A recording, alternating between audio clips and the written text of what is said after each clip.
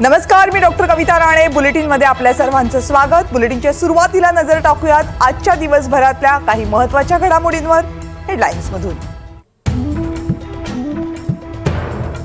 10 दिवसांपासून सुरू असलेलं लक्ष्मण हाके आणि वाघमारेंचं उपोषण अखेर स्थगित. शिष्टमंडळाच्या मध्यस्थीला यश.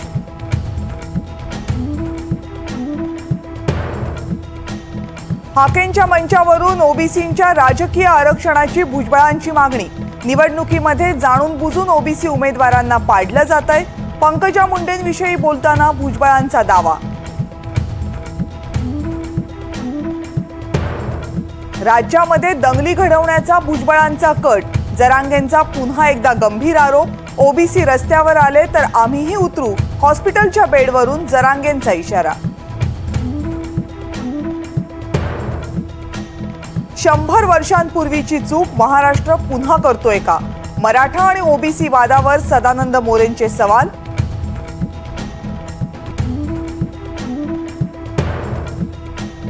आरक्षणाबाबत सर्वपक्षीय चर्चा हाच एक मार्ग. संजय राऊत यांचं वक्तव्य. मोदी सरकार अपयशी ठरल्यामुळे आरक्षणाची मागणी. कायदे बनवतात, अंमलबजावणी होत नाही. संजय राऊत यांचा सरकारला टोला. रवींद्र वायकर यांच्या खासदारकीला न्यायालयामध्ये आव्हान. अपक्ष उमेदवार भरत शहा यांची उच्च न्यायालयामध्ये धाव. मतमोजणीमध्ये गैरप्रकार, बेकायदेशीरपणा झाल्याचा आरोप. ठाकरे गटाचाही वायकरांच्या निवडीवर आक्षेप. शक्तीपीठ महामार्गाच्या भूसंपादनासाठी स्थगिती. महामार्गाच्या फेरआखणीचे मुख्यमंत्र्यांचे आदेश. शेतकऱ्यांचा विरोध असलेल्या ठिकाणी महामार्गाची फेरआखणी.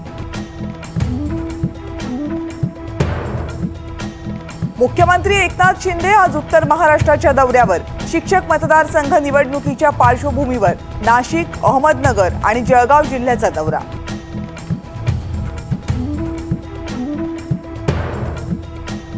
दहा वर्षांचा तुरुंगवास, 1 कोटी रुपयांचा दंड. देशामध्ये काल रात्रीपासून पेपर लीक विरोधी कायदा लागू.